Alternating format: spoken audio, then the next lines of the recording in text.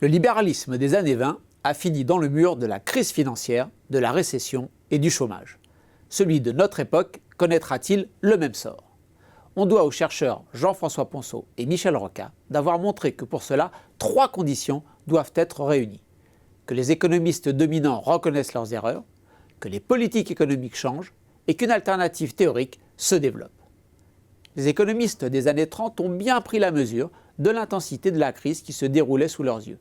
Mais leurs prescriptions pour y répondre sont longtemps restées très libérales. Baisser les salaires pour redonner de la compétitivité, faire de l'austérité budgétaire, éviter de baisser les taux d'intérêt, etc.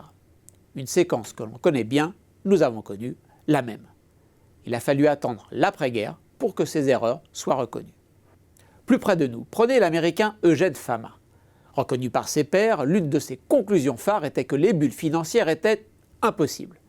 Interrogé en 2010, après l'éclatement de celle des subprimes, il répond « Je ne sais même pas ce que bulle veut dire, c'est une expression populaire, je ne crois pas qu'elle ait une signification quelconque. » Bref, la bulle financière qui avait explosé sous ses yeux n'existait pas. Depuis, la théorie libérale a concédé des erreurs et dans plusieurs domaines.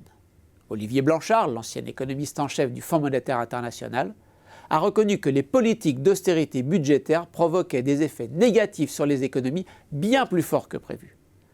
Dans toutes les grandes institutions économiques internationales qui contribuent à donner le là en matière de discours économique, on écrit maintenant qu'il peut y avoir trop de finances, que les inégalités représentent un sujet important avec des effets négatifs significatifs sur l'activité économique.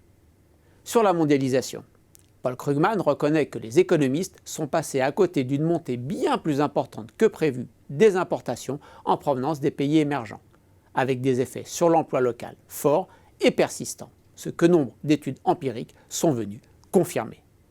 Même la hausse des salaires, le partage du temps de travail et la hausse du SMIC font désormais partie des thèmes acceptables, sans oublier la prise en compte des questions climatiques. Le changement est progressif, lent, pas partagé par tous, mais la théorie économique libérale est sur le recul. Après la crise de 29, le contenu des politiques publiques a également contribué au recul du libéralisme, provoquant, selon le mot de Gardiner Means, l'un des conseillers économiques du président Roosevelt, une révolution de point de vue. Partie des États-Unis, elle va bouleverser l'organisation économique dans les pays riches. Roosevelt met en place une régulation de la finance nationale et internationale. Il soutient les revenus des Américains en établissant une couverture publique pour les risques de chômage et de retraite. La loi fiscale de 1935 contribue à la lutte contre les inégalités sociales en établissant une forte progressivité, avec des taux élevés, de l'ordre de 90% pour les très hauts revenus, tout en lançant une politique ferme de lutte contre l'évasion fiscale.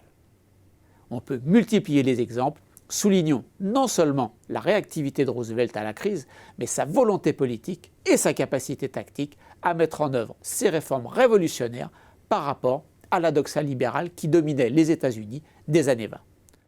Sans parler de l'économie allemande sous le nazisme, pilotée comme une économie de guerre dès 1934-1935 et cherchant en même temps à préserver le marché intérieur en maintenant le pouvoir d'achat. Après la crise des subprimes, l'innovation est d'abord venue des banques centrales. Une fois encore, ce sont les États-Unis qui ont ouvert la voie à la politique hétérodoxe de quantitative easing, l'achat massif de titres de dette publique par les banquiers centraux. Un financement des États par la création monétaire en rupture avec les principes des décennies précédentes. Les États ont également commencé à se décaler du modèle libéral. Ils mènent une politique active de lutte contre les paradis fiscaux dans le cadre de l'OCDE. Cette réhabilitation des frontières fiscales fait suite à celle des frontières commerciales, avec un libre-échange contesté par le protectionnisme et les guerres commerciales de la première puissance économique mondiale sous l'ère Trump. Enfin, contrairement à ce que l'on croit, en dépit de la publication de sa théorie générale sur l'emploi, la monnaie et l'intérêt en 1936, Keynes voit son influence singulièrement diminuer dans les années 30. Il a du mal à publier ses articles dans la presse. Le Conseil d'analyse économique auprès du Premier ministre britannique qu'il a créé disparaît en 2 ans. Ses relais s'affaiblissent. Si Roosevelt le reçoit en 1934, il n'écoute absolument pas ses conseils.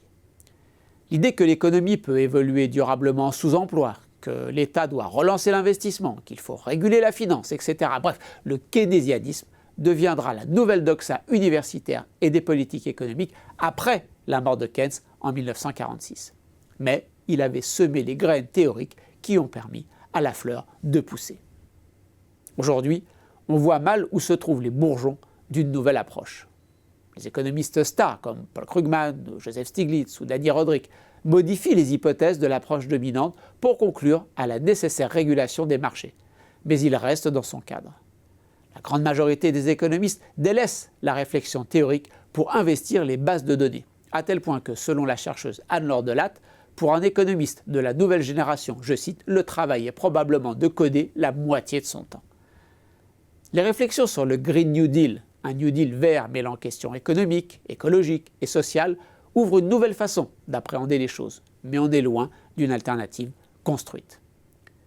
La fin du cycle libéral a pris du temps après la crise des années 30. Elle est entamée aujourd'hui, mais on n'est pas encore au bout. À la fin de la théorie générale, Keynes écrit que, je cite, « le monde se trouve dans une impatience extraordinaire d'un diagnostic mieux fondé. Plus que jamais, il est prêt à l'accepter et désireux de l'éprouver et d'ajouter même s'il n'est que plausible. » 80 ans plus tard, nous voilà dans la même situation.